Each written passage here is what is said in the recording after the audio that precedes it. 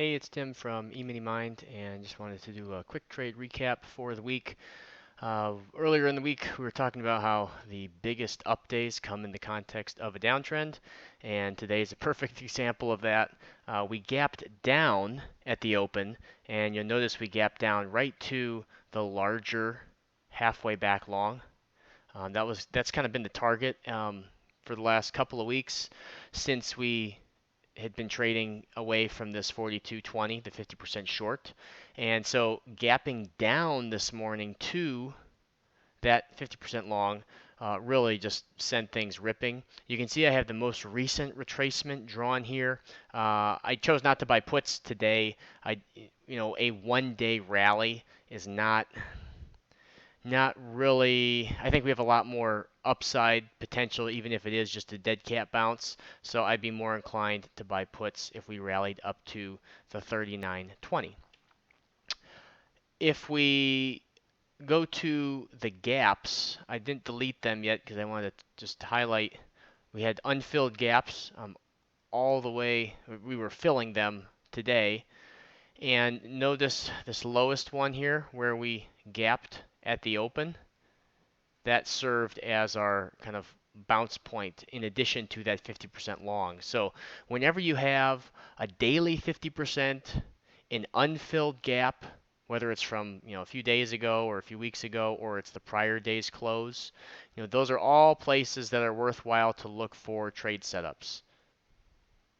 Another thing we can look at are the trend lines and just seeing that we have rallied now up to the underside of this down trend line, and our swing high is back here. If we do rally, then what I would want to see before, so there's a couple things. If we rally here, let's say we rally to, this point right here. So we don't quite make it to the 50% short, but we pull back to the 50% long. I would take that long with the expectation that it will drive us to the short. So I'm okay taking a long, especially, if we break the swing high, then temporarily this downtrend has been broken, and then this 50% long becomes really plausible that it will get some lift and take us to the short.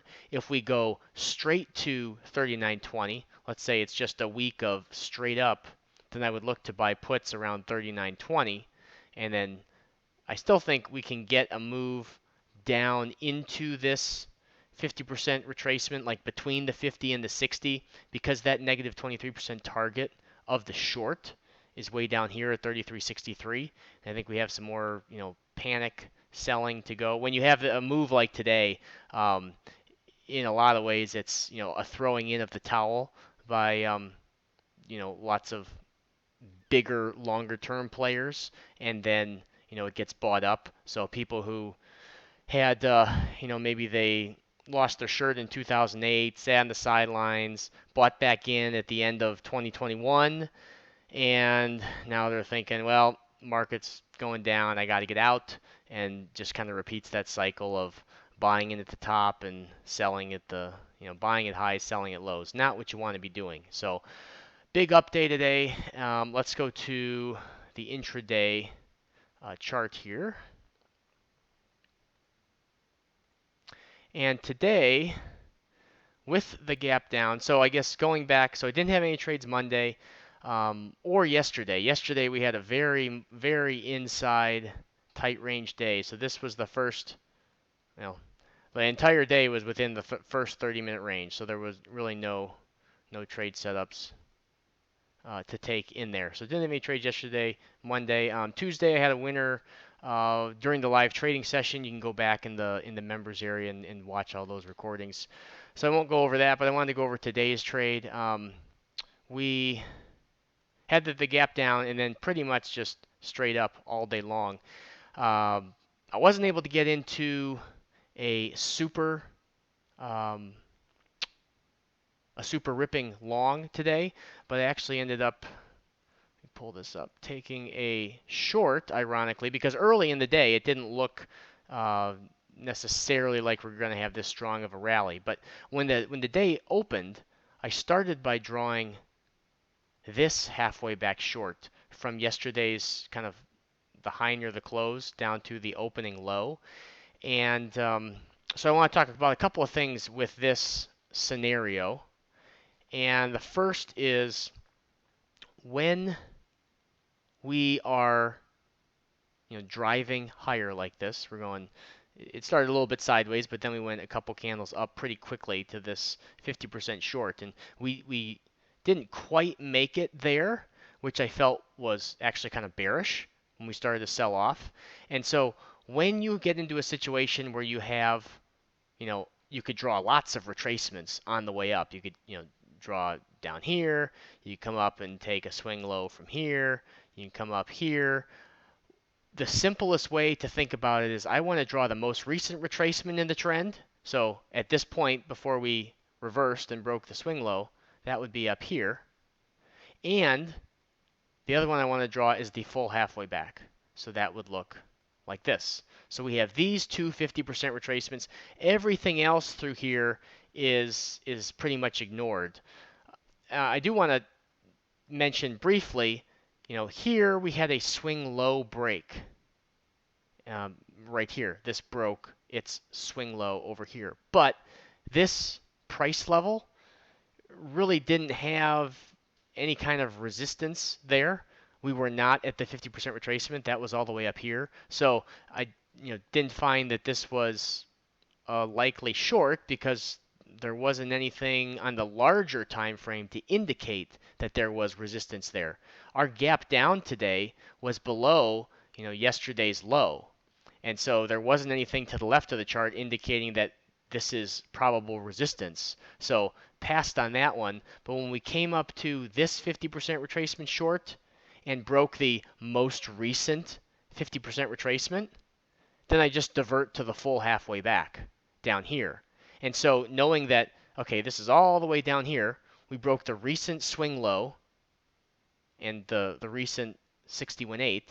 Then you can go ahead and take the short. It ended up trading here.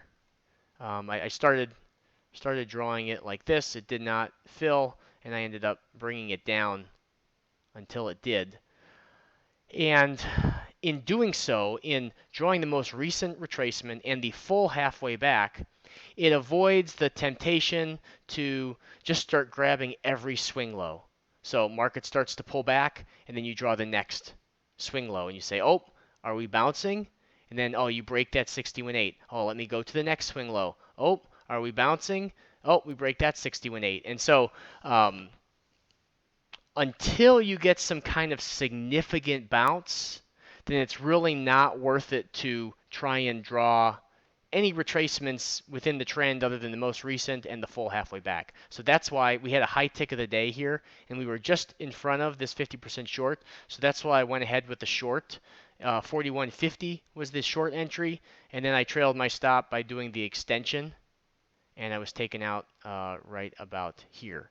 So decent little winner, and then from there, that's when we kind of turned, came up and broke this halfway back short, and we still didn't rip very strongly right then. You can see we kind of went sideways for a little bit, but then once we broke the high, at that point the high of the day, we just boom filled the gap and then took off. So just the one short for me today. The top of the 30-minute range, I'll show you, was here, and didn't really have a great small retracement. We didn't really have anything on the 5-minute, which made it hard to take a trade on the 512. I've been a little bit extra cautious lately because the markets haven't been the cleanest, and so just want to make sure that I'm taking good trade setups and not just getting chopped up. And so only that one, ironically, short for me today, even though we ended up being a strong, ripping bullish day. But as we continue higher now, if we continue higher now from here, I'll be watching for the full halfway back to buy puts on the SPY. And then I'll also be looking for, continued trend days higher to be, trying to get in and buying and riding those higher. If we get a day where we get a high tick at high price. So it kind of started off like this today. We had that high tick at highs that I took the short off of, and then we broke that high price.